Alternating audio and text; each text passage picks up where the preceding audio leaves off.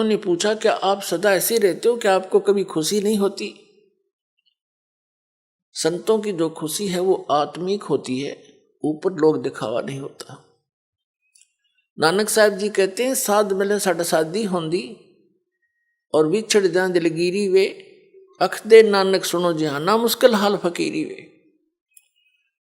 जब मुझे मेरे भक्त, मेरे साध संगत आती है, सत्संग होता है, तो मेरी खुशी का ठिकाना नहीं होता, लेकिन वो दांदरे काट कर नहीं, अंदर से खुशी होती। साध मिले साढ़े साधी होंदी और विछड़ जा दिलगिरी वे, और जब ये चले जाते हैं भक्त, तब मुझे दिलगिरी होती है और चिंता सताने लग जाती है। किस चीज की? कि इनको मुश्किल से मैंने लाइन पर लाया है, विकारों से रहित किया है। उस परमात्मा सचखंड में सतपुरुष को, सतलोक को मैं जाकर के देखा है, उससे प्राप्त ज्ञान के आधार से मैं इनको ज्ञान दे रहा हूँ। क्योंकि आदरणीय नानक देव साहिब जी पहले हिंदू धर्म में जन्मे थे, श्री राम कृष्ण के कट्टर पुजारी थे, और ब्रजलाल पांडे के पास वो गीता पढ़ा करते थे, उनसे दीक्षा ले रखी थी।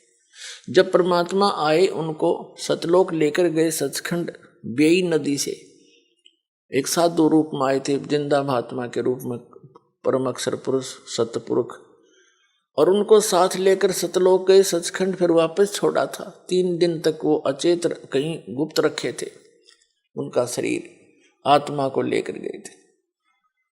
तो उन्होंने आकर जो भी उस मालिक से वार्ता हुई, जो भी उनका आदेश था कि ऐसे ऐसे इन पुण्यात्माओं को आप भक्ति मार्ग पर लाओ, मेरा ज्ञान बताओ, और इनको केवल इतना ही अभी स्टार्ट करना, जैसे पहली कक्षा के बालक को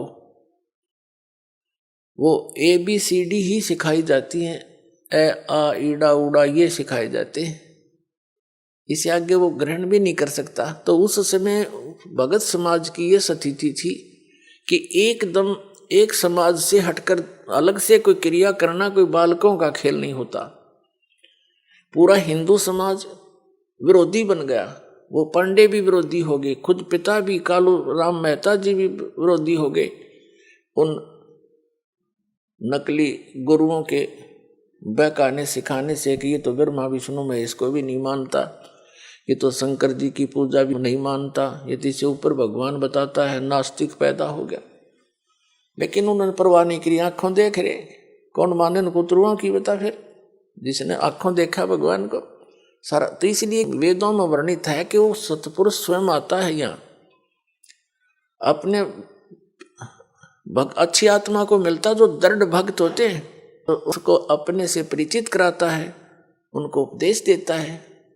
तो ये दृढ़ भक्त थे जिनको परमात्मा मिले। सारा समाज एक तरफ था, पूरा हिंदू समाज, और नानक साहिब जी एक तरफ थे, डगमग नहीं हुए। जितना भी मेहनत करी, खूब जगह जगह प्रचार किया, फिर प्रचार किया हुआ जो 10-12 वर्ष प्रचार किया उन्होंने, तो ऐसी बात नहीं, कुछ एक व्यक्ति पुण्यात्मा उनके ज्ञान से परिचित हुए, लेकिन बहुत कम। फिर वो एक स्थान पर रहने लगे, अपने घर पर ही 16 वर्ष अपने घर पर रहे, फिर अपना खेती का कार्य भी करते थे और सत्संग भी करते थे। तो भगत जन आने लगे, वहां सत्संग सुनने लगे। नानक साहब जी कह रहे थे कि भाई इनको मुश्किल से दिशा दी है, और जब ये यहाँ से जाते हैं सत्संग सुनकर, मुझे इनकी चिंता सताने लग जाती है कि कोई काल का दूत इनको फिर से भ्रमित ना कर दे, परमात्मा के बच्चों को फसल में कोई कीड़ा ना लग जा। और जब ये वापस आ जाते हैं एज इट इज अगले सत्संग में, तो मेरी खुशी का ठिकाना नहीं रहता कि मेरी फसल, परमात्मा का बाग सुरक्षित है। साध मिले साड़ी सादी होंदी, विछड़ जा दिलगिरी वे, अख दे नानक सुनो जहाना मुश्किल हाल फकीरी वे। कि यह भक्ति बड़ी मुश्किल बना दी, क्योंकि सत्य ज्ञान देने वाला एक, मिसगाइड करने वाले अनेक। तो एक उस समय एक की बात को स्वीकार करना हंसी खेल नहीं होता। वहां से जाते ही कोई कुछ कह रहा है, कोई कुछ कह रहा है, वाह भाई वाह, तुम कहाँ से ले आए कबीर भगवान, तुम कहाँ से ले आए ये ज्ञान, ये नाम। तो इसलिए रह रहकर सत्संग में आने से दृढ़ हो जाते हैं, प्रमाणों से परिचित हो जाते हैं, तो फिर वो भक्त सॉलिड हो जाते हैं, डगमग नहीं होते। तो हम इसलिए भय नहीं मानते अन्यों को मरते हुए देखकर भी, क्योंकि हमें तत्व ज्ञान नहीं, हम बालक जैसे हैं। 10 बच्चे हों छोटे छोटे और खेल रहे हो, साथ में गड्ढा हो, 10 के 10 गिर जाएंगे उसमें। एक गिर गया, दूसरा भी खेलता खेलता तीसरा भी, क्योंकि उनको पता है नहीं ये मर रहे हैं, तू बच जा। उनकी इतनी बुद्धि काम करती ही नहीं। तो आज जब तक आपको ये तत्व ज्ञान नहीं होगा, आप उस अतिथि के बच्चे हैं। अब इस ज्ञान से आपकी बुद्धि विकसित होगी, फिर डर लगेगा, डर लगेगा तो उसका समाधान भी होगा। तो इसी प्रकार परमात्मा हमें ये ज्ञान कराना चाहते थे कि तुम इस झूठे सुख को सुख कहे, ये मान रहा बनमोद, ये सकल चबीना काल का, कुछ मुख में कुछ गोद। ये झूठे सुख को सुख मान बैठे तुमने सुख का तो आभास भी नहीं है। चाहे सारी पृथ्वी का प्रधानमंत्री बन जाए, सारी पृथ्वी का राष्ट्रपति राजा बन जाए, और उसको भी सुख नहीं हो सकता। सुख है ही नहीं। यहाँ पर हमने देख लिया उसको, राजा है, मंत्री है, मुख्यमंत्री है, झंडी वाली कार है, और बड़ी शोभा है इस व्यक्ति की। उसके अंदर जाकर देखो 36 टेंशन लिए फिरता है सारा दिन। सुख है उसको? यहाँ सुख है ही नहीं। सुख होगा कैसे? नमक के बोरे में और बूरा का, खांड का, चीनी का टेस्ट कोई खोज रहा है तो खोजता रहे, उसमें है ही नहीं वो टेस्ट। तो सतलोक तो बूरा का बोरा समझ लो, और ये काल का लोक मिलता जुलता उसी के उस वैसा ही है, डुप्लीकेट कॉपी कर रखी है। जैसे एक नमक हो कूटा हुआ, हर एक में बूरा भर रखी हो, बर्तन में, कटोरे में, एक जैसी लगे हैं, पर टेस्ट से पता लगेगा बूरा कौन सी और नमक कौन सा है। तो ये ऐसा है, ये तो नमक है, हम इसको बुरा मान रहे हैं। कहते हैं बुरा जान चाटत है रेही। यहाँ के जितने भी सुख हैं स्वर्ग महास्वर्ग तक के, ये तो रेही चाटना है। रेही माने जैसे जिस जमीन के ऊपर सफेद सफेद फफूंदी सी हो जाती है उसको रेही बोलते हैं हमारी देसी लैंग्वेज में। तो उसका टेस्ट जीभ परख के देखो, नमक से ही बुरा। तो परमात्मा कहते हैं और बुरा चख के देखो, फिर बुरा जान चाटत है रेही।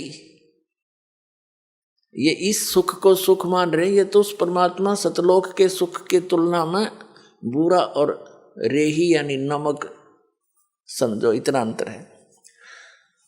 नमस्कार जी। नमस्कार सर। सर क्या नाम है आपका? सर मेरा नाम है रशपाल सिंह कुमाण।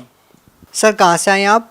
मेरा गांव है कप्याल, डिस्ट्रिक्ट संगरूर, पानीगढ़ तहसील।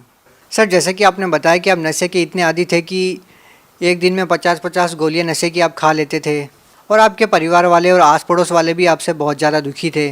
तो सर जब आप संत रामपाल जी महाराज की शरण में आए तो सर उसके बाद आपके जीवन में क्या परिवर्तन आया, क्या आपके अनुभव रहे? परिवर्तन जो आया, ये पहले तो मेरे को यकीन ही नहीं था, क्योंकि मैंने 4 महीने जनरेशन केयर सेंटर है अपने हमारे यहाँ पटियाला में, मैंने वहाँ 4 महीने मेरे घर वालों ने नशा छोड़ने के लिए वहाँ छोड़ के रखा मेरे को, और मैं उन्हीं की गाड़ी लेके भाग आया, और आते ही फिर मैंने नशा करना शुरू कर दिया। और मेरे को ऐसा था भैया कि कोई भी ऐसी ताकत नहीं कि ये नशा छुड़वा दे, और मैं छोड़ना भी चाहता था। मेरी माँ, आप सच नहीं मानोगे, मेरी माँ मेरे को कह देती थी कि बेटा तू मर जा। मैं कह देता था माँ मेरे से मरा नहीं जाता, तू मेरे को ऐसे कर, कुछ खाने में मिला दे और मेरे को मत बता। आप भैया यकीन नहीं मानोगे, मेरे घर पे जाके ये पूछ सकते हो, यही स्थिति सेम टू सेम थी हमारे घर पे। वो मैं कहता था माँ तू इसमें डाल दे कुछ, मेरे को मत बता और मैं मर जाऊँगा, ठीक है।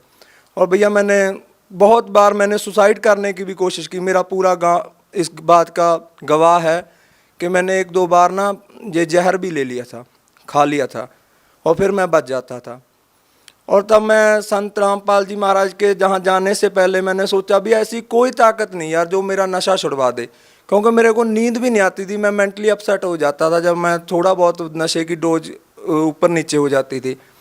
तो मैंने सोचा भी ऐसी कोई ताकत नहीं। जब मैं वहाँ गया तो मैं उस दिन भी नशा करके गया, जिस दिन मैंने नाम दीक्षा ली तब भी मैंने। और मेरे साथ वाला जो मेरे गांव का लड़का था उसने बोला कि भाई तू ऐसा बोल दियो कि गुरुजी मेरा नशा छुड़वा दो। मेरे को यकीन बिल्कुल नहीं था कि मेरा नशा छूट जाएगा, क्योंकि इतना नशा इतनी डोज लेने के बाद मेरे को कोई यकीन नहीं था। और मैं गया, मैंने बोला गुरुजी ऐसे करके दास नशा करता है, आप मेरा नशा छुड़वा दो। गुरुजी बोले, सिर पे हाथ रखा कि बेटा आज के बाद तू नशा नहीं करेगा। और भैया जब संत रामपाल जी ने महाराज जी ने मेरे सिर के ऊपर हाथ रख के कहा कि बेटा तू आज के बाद नशा नहीं करेगा, और भैया वो दिन है और आज का दिन है, मुझ को इतनी नफरत होगी नशे से कि नशा करना तो दूर, मैं किसी को ले आके भी नहीं देता। और जो गांव वाले मेरी गली मोहल्ले के लोग थे जो मेरे से बात करना भी पसंद नहीं करते थे, और आज मेरे से वो हंस हंस के बोलते हैं कि भैया तू आदमी बंदा बन गया, तू हमारे गांव में कहते हैं कि ये बंदा बन गया, अब कहते हैं कि तू बंदा बन गया यार, पहले तू इंसान नहीं था, एक हैवान था। सर और क्या लाभ मिले आपको संत रामपाल जी महाराज से नाम दीक्षा लेने के बाद? सर जी इससे बड़ा लाभ क्या हो सकता है। एक जिसे जो मरा हुआ आदमी, हमारे आप मेरा नंबर नोट कर लो, मेरे गांव में जाके पूछ लो, मेरे गांव वाले ये कहते थे कि ये आदमी नहीं बचेगा, कुछ भी कर ले कोई।